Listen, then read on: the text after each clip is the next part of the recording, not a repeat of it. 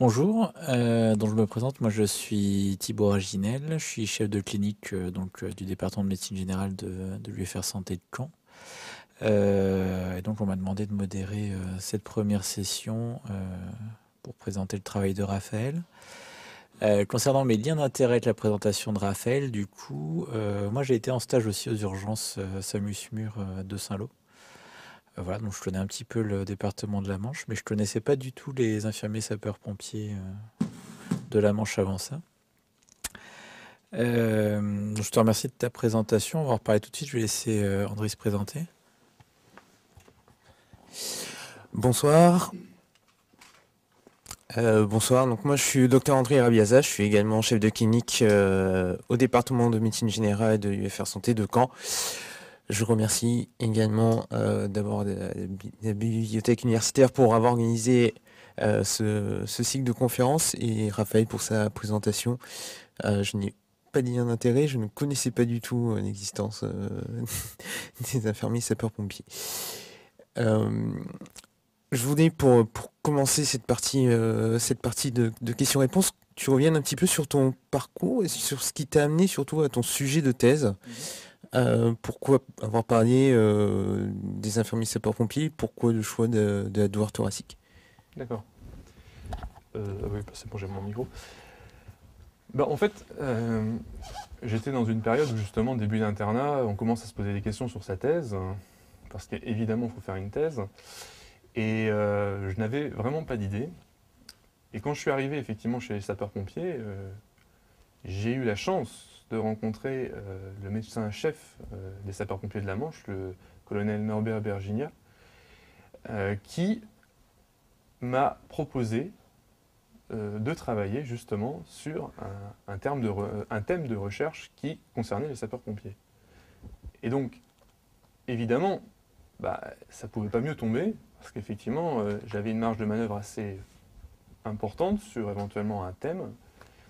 Et en l'occurrence, effectivement, dans la Manche, le développement des infirmiers sapeurs-pompiers est très important. Et comme il s'agit, à mon sens, d'une évolution, enfin du moins d'un principe de la paramédicalisation qui va de plus en plus se développer en France, il m'a paru très intéressant de mettre ce thème en exergue et de faire justement une thèse pour justement faire découvrir un peu le métier d'infirmier sapeur-pompier. Alors, les urgences coronariennes, ça en a découlé puisque l'infirmier sapeur-pompier, un des points forts, c'est qu'il fait des électrocardiogrammes. Et les électrocardiogrammes, la plupart du temps, ils ont un intérêt dans la prise en charge des syndromes coronariens aigus, des syndromes coronariens à la phase aiguë, notamment pour le diagnostic. Donc, ça me paraissait logique de faire une thèse sur les infirmiers sapeurs-pompiers avec le thème de l'urgence coronarienne et puis un thème effectivement de médecine d'urgence puisque c'était justement une discipline qui m'intéressait. Donc ça s'est goupillé, si je puis dire comme ça, et en fait, eh bien, le timing était parfait. Voilà. J'ai une deuxième question. Tu nous as montré la carte des ISP, des infirmiers sapeurs-pompiers de la Manche. Est-ce que tu peux nous rappeler en deux mots la répartition des SAMU dans la Manche? Donc les SAMU dans la Manche sont actuellement rattachés donc, à des centres hospitaliers. Alors, il faut bien différencier les SAMU et les SMUR, puisque le SAMU 50, qui est donc l'organisme qui gère justement la médecine d'urgence préhospitalière, se situe à Saint-Lô. Par contre, les SMUR sont des unités mobiles hospitalières, des unités d'urgence, qui sont localisées au niveau des centres hospitaliers, que ce soit Cherbourg, donc Granville, Avranches, Coutances, Saint-Lô, Saint-Hilaire-du-Harcouët. Valogne existait jusqu'à maintenant, mais vient de fermer. Donc ça pose vraiment un problème parce qu'effectivement, on voit dans la Manche disparaître de plus en plus les SMUR. Donc ils ont disparu à Valogne. À Coutances, le service d'urgence ne fonctionne plus à ses capacités maximales. On peut se poser la question si dans quelques années le SMUR de Coutances ne va pas lui non plus disparaître. Et effectivement, donc, les SMUR sont, pour répondre à ta question, sont localisés au niveau des principaux centres hospitaliers de la Manche. Mais ils sont bien évidemment beaucoup moins nombreux que les unités d'infirmiers sapeurs-pompiers avec leurs véhicules qui peuvent partir au chevet des patients.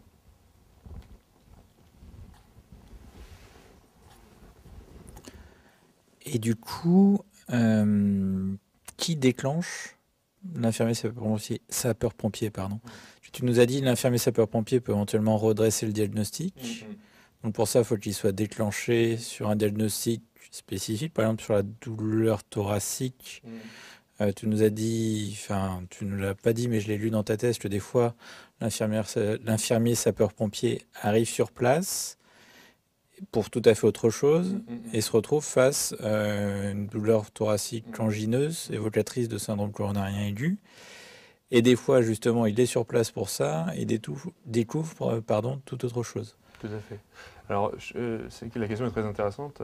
Effectivement, je n'ai pas eu le temps de m'y attarder dans le topo. En fait, l'infirmier sapeur-pompier, il est déclenché ou par le CODIS, qui est donc le centre de traitement des appels, le CTA CODIS, le centre de traitement des appels du SDIS, ou par le SAMU.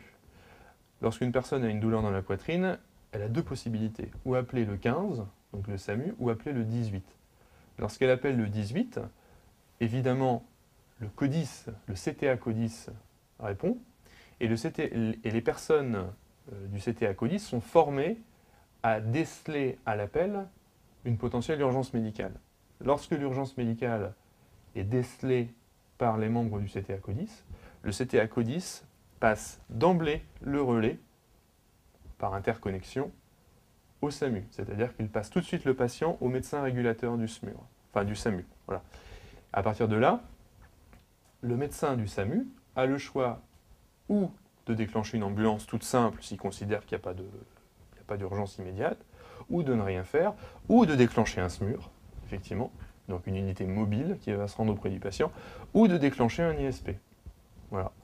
Donc c'est le médecin du SAMU qui peut le faire. Il faut savoir aussi que le médecin du CODIS, enfin, pardon, pas le médecin du CODIS, mais les personnes qui reçoivent l'appel au CODIS peuvent eux-mêmes d'emblée déclencher un ISP si il y a une urgence avec des critères particuliers de gravité. Et il peut d'emblée envoyer l'ISP, quitte à ce qu'il soit, sur le cours du trajet, annulé lorsque, effectivement, entre-temps, le médecin du SAMU a considéré qu'il n'y avait pas besoin d'ISP. Et ça, c'est ce qu'on appelle un départ réflexe. C'est-à-dire que la personne du CODIS peut engager de façon réflexe un infirmier sapeur-pompier sans avoir l'aval du médecin régulateur du SAMU. Voilà. D'accord, merci. C'est vrai que ton sujet, du coup, il est vraiment au carrefour de la pluriprofessionnalité en médecine générale, voire de la transprofessionnalité. Après, force est de constater que dans la Manche, très clairement, les gens qui ont une urgence médicale, qui souffrent de quelque chose, ne sont pas pris également en fonction des différents endroits de la Manche. Donc, que les SMUR ferment, effectivement, comme vous dites, il y a une retransmission des dépenses sur autre chose. Après, à un moment donné, on se met à la place du patient. J'ai une douleur dans la poitrine, moi je suis bien content qu'effectivement les ISP soient un petit peu plus nombreux pour suppléer les SMUR qui sont plus dispo à Valognes. Moi ce qui compte, c'est que quelqu'un vienne me voir et vienne me prendre en charge. Alors effectivement, il y a des problèmes de budget, et ça, que ce soit d'ailleurs à l'hôpital public ou dans les SDIS, c'est exactement pareil, finalement. Mais effectivement, je considère que dans l'immédiat, le développement des ISP dans la Manche est le bienvenu par rapport justement à la diminution du nombre de SMUR, à la disparition des SMUR, parce que d'après ce que j'ai compris, le SMUR de Valognes a fermé, mais le primaire de Valognes va revenir sur Cherbourg, a priori. Donc, parce qu'il y avait une volonté justement que les SMUR remontent sur Cherbourg. Bon, effectivement, la personne qui fait son infarctus à côté de Valognes, eh ben, c'est pas tout à fait la même chose au niveau du délai qu'un SMUR vienne de Valognes, c'est-à-dire 5 minutes pour arriver, ou qu'un SMUR vienne de Cherbourg, 15 à 20 minutes. Donc, effectivement, l'arrivée des ISP de ce point de vue-là me paraît de bon augure, de ce point de vue-là. L'ISP a la possibilité, par exemple, par rapport à ses protocoles, de déjà perfuser le patient, de déjà donner, par rapport au kit dont je parlais, le kit urgence coronarienne, de déjà donner de l'aspirine, du ticagrelor, éventuellement faire une injection d'anticoagulants. D'accord ? Et alors, ce qu'il faut préciser, ce que je tiens à préciser, c'est que le kit urgence coronarienne fait partie, est un kit qu'ont les infirmiers, mais il a la particularité de n'être injectable que sur demande du médecin.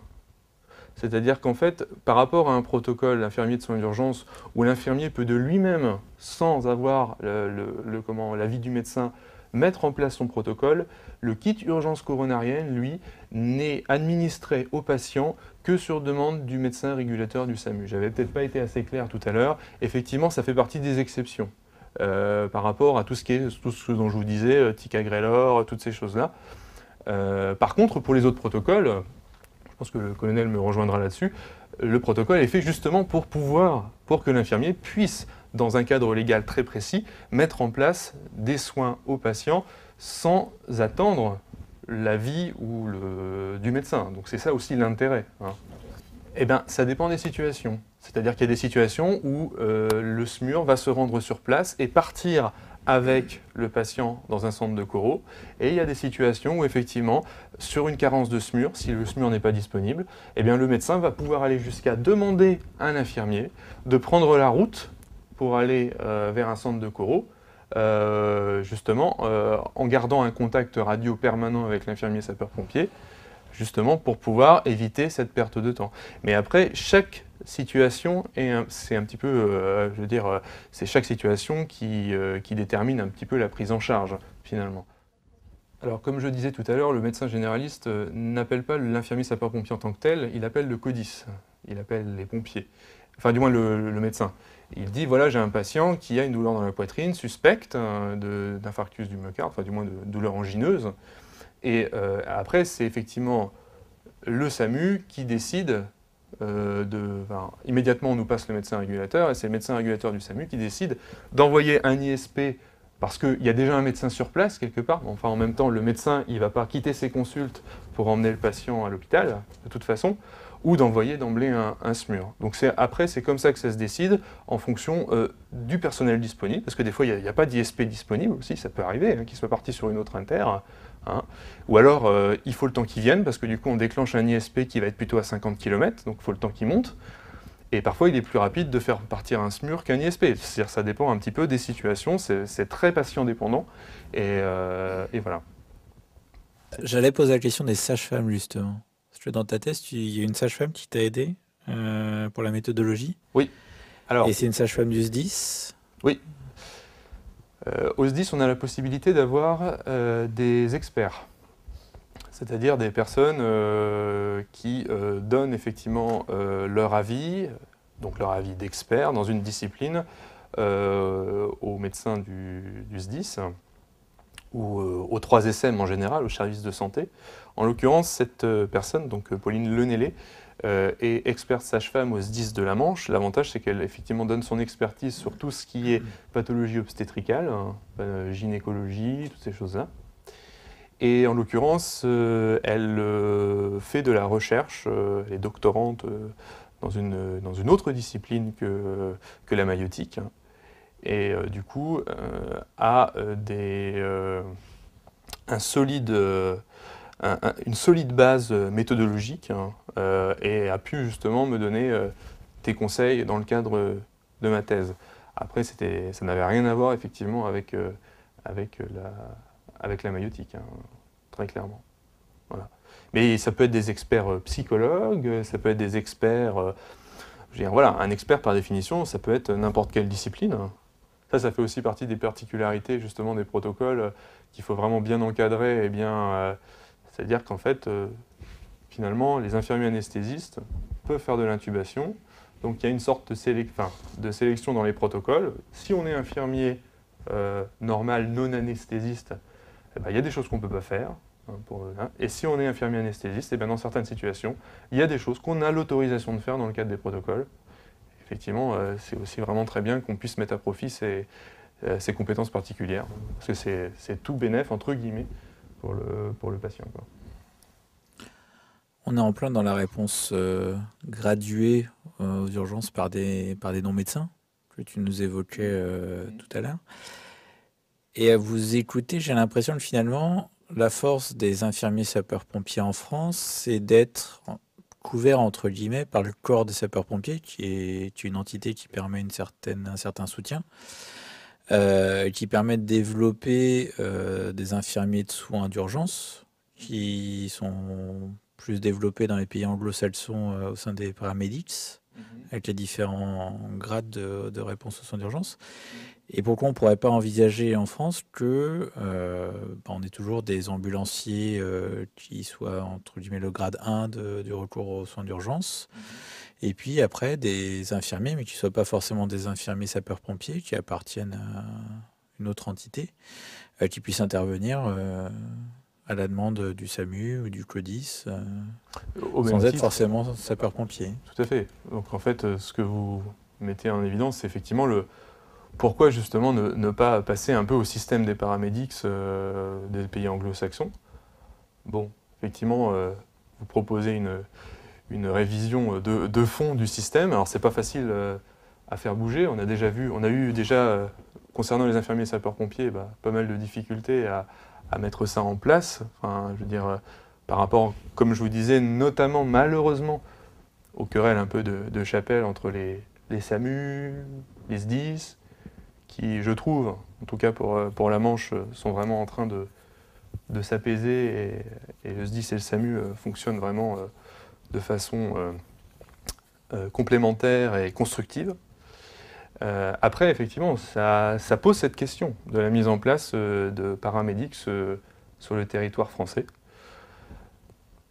Là, je ne suis pas en mesure de répondre à votre question. Je ne sais pas, en fait, qu'est-ce qu'il faudrait faire de particulier pour mettre en place tout ça. Après, effectivement, ça demande aussi beaucoup d'argent. Il faut savoir qu'effectivement, dans la Manche, toutes les l'extrême majorité des hypoglycémies chez le diabétique, qui peuvent très clairement être mortelles, létales, la quasi-majorité des hypoglycémies sont prises en charge par les infirmiers sapeurs-pompiers, très clairement. Et que les primaires du SMUR dans la Manche ne sortent plus, à l'inverse, sur des hypoglycémies. Et ils sortent peut-être au même moment sur un arrêt.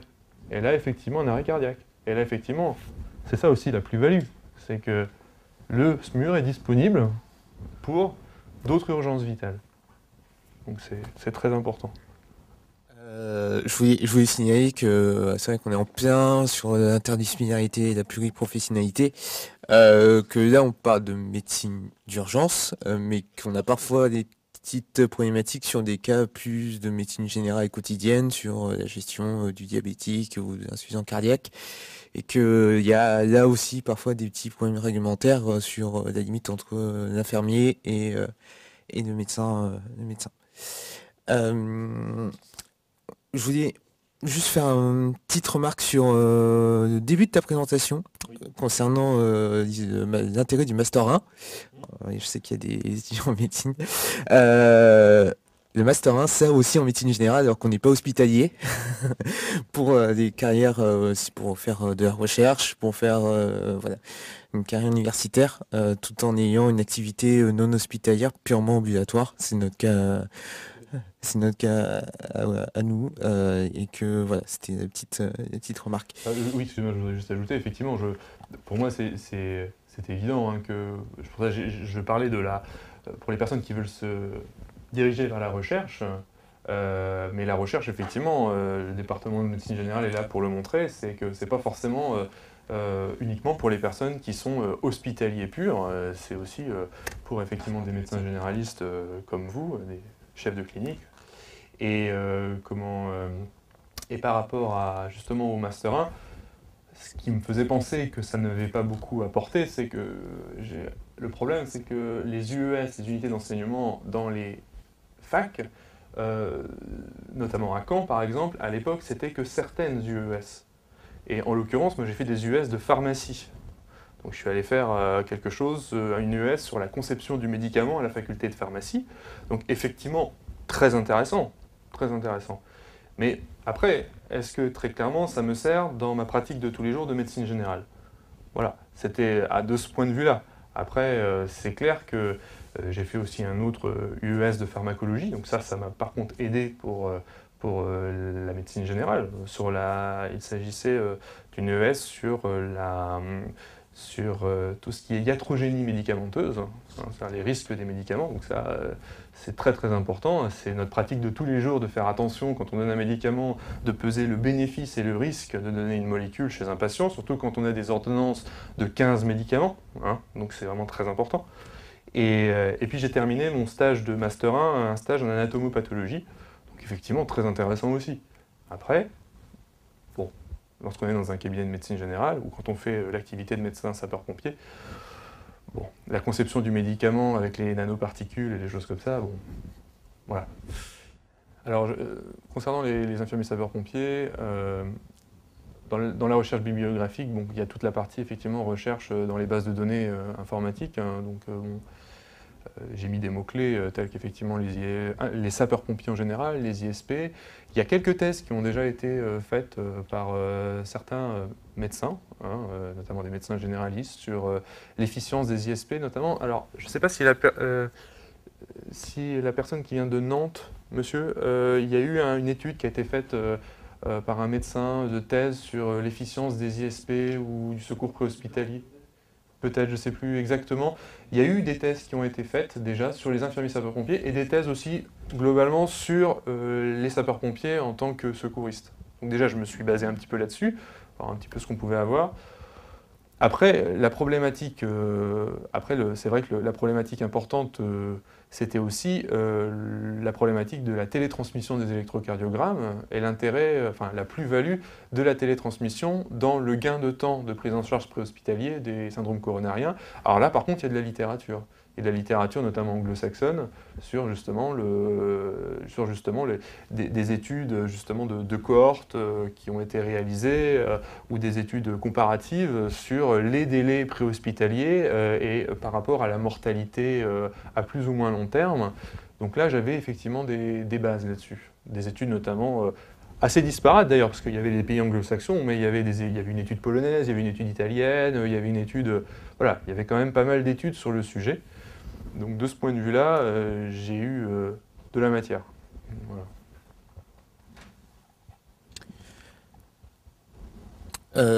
Ok. Donc du coup, oui. Donc du coup, il y a eu de la matière sur la partie douleur thoracique d'avancée et Télétransmission, mais effectivement, à partir du moment où c'est un des intérêts très importants des infirmiers, la télétransmission, il était évident qu'il fallait que j'en fasse une partie de ma thèse. Et là, de ce point de vue-là, effectivement, il y avait matière. Après, par rapport aux études sur les ISP, à ma connaissance, il n'y a pas énormément d'études de grande ampleur réalisées en France par rapport à ça. Et les études qui sont le plus souvent faites, effectivement, dans chaque SDIS, ce sont des études descriptives, un petit peu pour décrire le fonctionnement d'un système dans un département en particulier ou dans une région. Pour montrer effectivement un intérêt, c'était aussi un petit peu le cas de ma thèse, une plus-value. Mais voilà, à part les études descriptives, on est encore un petit peu au balbutiement des études sur la paramédicalisation ou les secours d'urgence préhospitaliers par les paramédicaux en France. donc en fait, tu nous dis là qu'il n'y a plus qu'à faire une étude avec une méthodologie Tout à fait. Une méthodologie adaptée pour exactement. valider ou pas Voilà. l'intérêt des... Voilà, tout en arrivant justement tout en arrivant justement à ce que tous les SDIS puissent effectivement mettre en place une étude avec toutes les difficultés, comme l'a dit mon collègue, justement des fonctionnements assez disparates dans chaque SDIS. Pour mettre en place une étude, il faut avoir quand même des fonctionnements communs sur certaines choses, et là, c'est pas toujours facile à mettre en place. Mais bien sûr, il y a des fonctionnements communs quand même dans les SDIS, heureusement. Et du coup, dans ta thèse, il y a beaucoup de choses. Il y a une description des SDIS, il y a une étude de cas, il y a une étude où tu relèves un petit peu les temps d'intervention et tu regardes un petit peu si tu as une différence significative.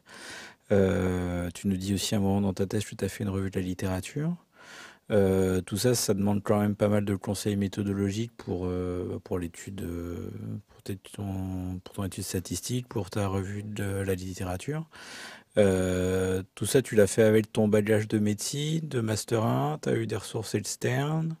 Alors c'est une bonne question. Donc effectivement sur la méthodologie, donc il y a eu Madame Lenelé effectivement qui m'a donné de précieux conseils. Après sur les études descriptives, l'étude de cas, effectivement je me suis basé sur mes reliquats, on peut dire ça comme ça, de statistiques de médecine, parce que très honnêtement j'avais retenu des notions assez générales sur les différentes études statistiques. J'ai effectivement repris des polycopiés effectivement de statistiques. Je me suis bien évidemment replongé là-dedans et c'était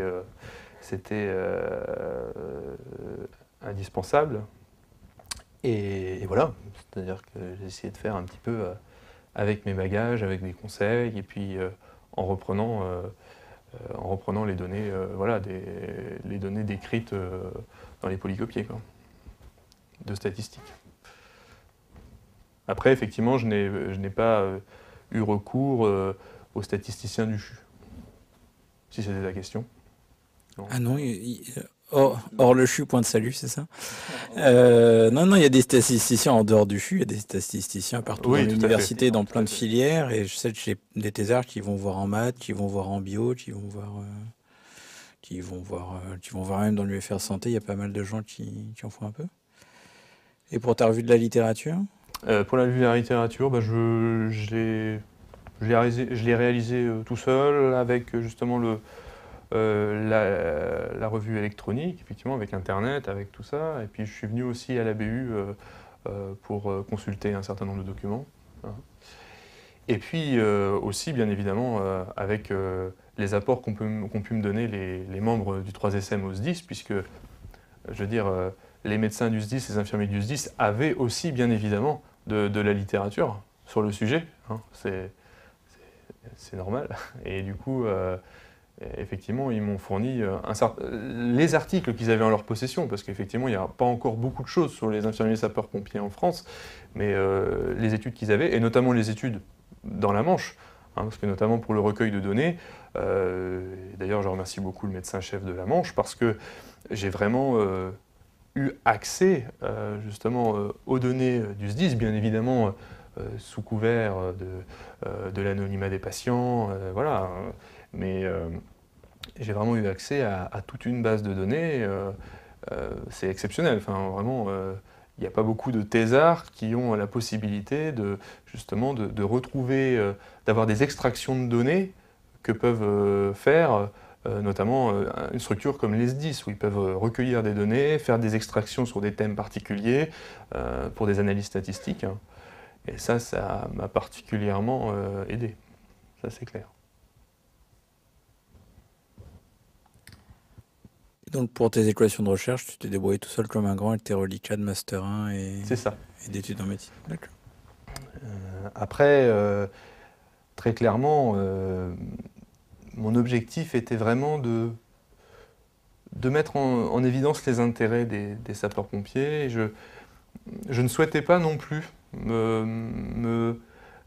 absolument m'attarder dans des études statistiques qui finalement, bon déjà encore une fois parce que j'en avais pas le temps, mais qui finalement ne m'auraient pas donné grand-chose puisque j'avais justement des cas vraiment concrets, des cas précis à présenter.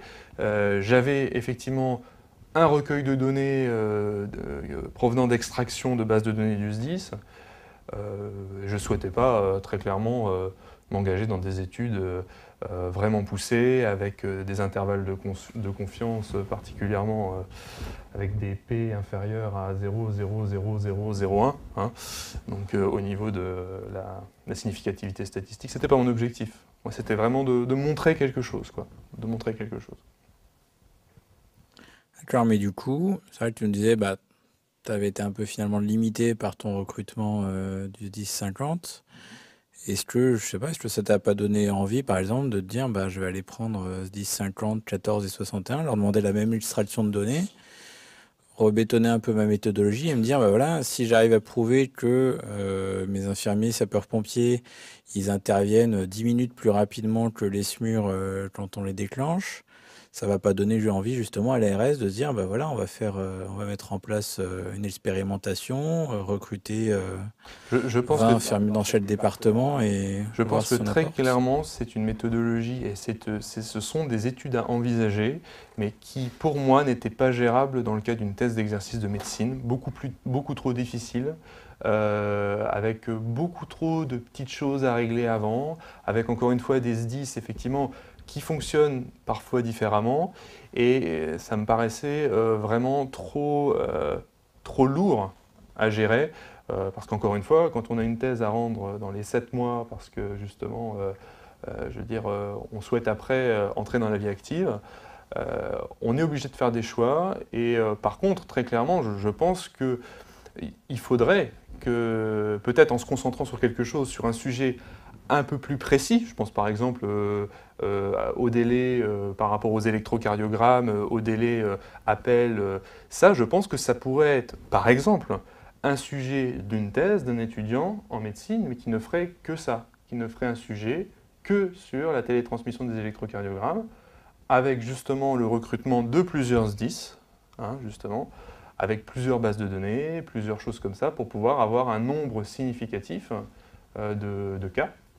Je pense que c'est quelque chose qui peut totalement être envisagé, par contre.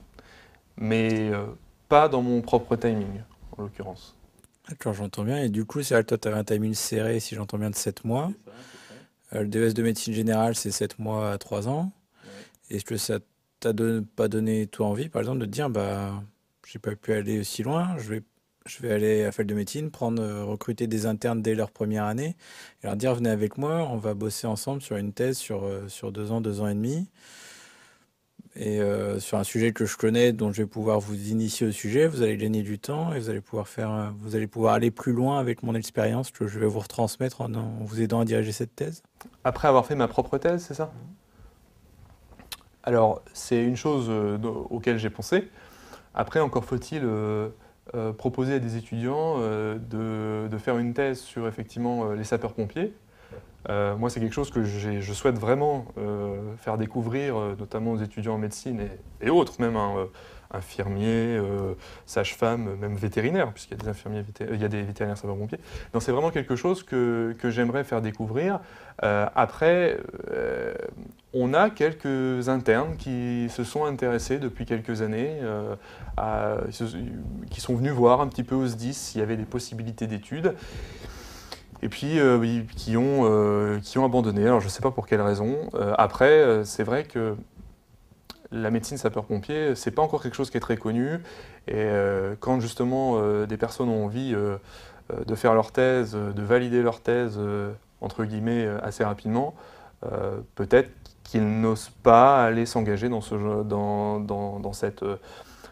domaine et qui préfèrent justement se cantonner à des sujets qui leur sont proposés ou par les professeurs ou par les chefs de clinique. Même si malheureusement, et c'est loin d'être le cas, ce ne sont pas des sujets qui les intéressent particulièrement. Moi, j'ai plein d'exemples d'internes à qui on a donné des sujets, qui les ont acceptés parce qu'ils avaient une thèse à faire et qui devait être validée, donc une thèse d'exercice. Et très clairement, des internes qui me disaient mon sujet ne m'intéresse pas. Bon, j'ai eu la chance de faire une thèse sur un sujet qui m'intéressait, hein, vraiment de façon profonde, quoi, vraiment qui m'intéressait vraiment beaucoup. Je pense que je suis un privilégié de ce point de vue-là, par rapport à la thèse, d'avoir fait une thèse sur quelque chose qui m'intéresse. Parce que je connais beaucoup de gens où la thèse, c'est vraiment le pavé qu'il faut rendre et qui leur casse les pieds, très clairement. Hein. Donc voilà, de ce point de vue-là. Mais j'encourage tous les internes, et d'ailleurs, je vous encourage à aller dire en médecine générale dans le département que les médecins sapeurs-pompiers, c'est très intéressant et qu'il y a des possibilités de recherche. Hein, et qu'on peut justement conjuguer médecine générale, exercice de médecine générale, et comment fonction de médecin sapeurs-pompiers, voilà, dans la Manche. Peut-être pas que dans la Manche non plus. Dans la Manche, non. Dans la Manche et dans le Calvados, bien sûr, parce qu'il y a des infirmiers sapeurs-pompiers dans le Calvados et dans l'Orne. Mais j'encourage vraiment à faire découvrir aux internes cette discipline, parce que vraiment, et nous on en a besoin aussi dans les SDIS de médecins sapeurs-pompiers. Les infirmiers sapeurs-pompiers sont relativement nombreux, entre guillemets, même si on manque toujours d'infirmiers sapeurs-pompiers, mais les médecins sapeurs-pompiers sont encore moins nombreux. Donc voilà. Et les médecins sapeurs-pompiers dans la Manche sont tous quasiment des généralistes, à part un ou deux qui sont urgentistes. Mais très clairement, les médecins généralistes, sapeurs-pompiers qui sont généralistes, ont très peu le temps de se consacrer à la médecine sapeur-pompier par rapport à leur activité actuelle. Et donc justement, je pense que c'est intéressant de redonner envie aux internes, avant même le début de leur exercice, d'avoir une sorte de projet pour justement conjuguer cette activité de médecin sapeur-pompier et l'activité de médecine générale libérale.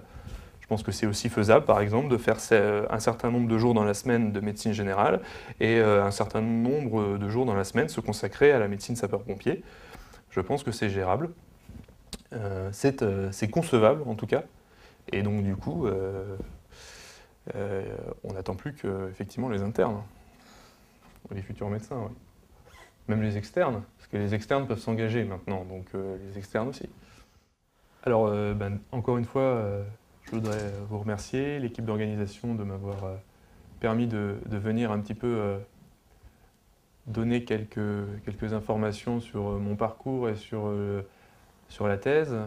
J'espère que nous, on a tous répondu à des interrogations que vous pouviez avoir. Et puis, je vous souhaite un bon parcours et puis je vous souhaite de vous recroiser un de ces jours aux SDIS de la Manche. Voilà. Et merci encore pour cette très sympathique soirée.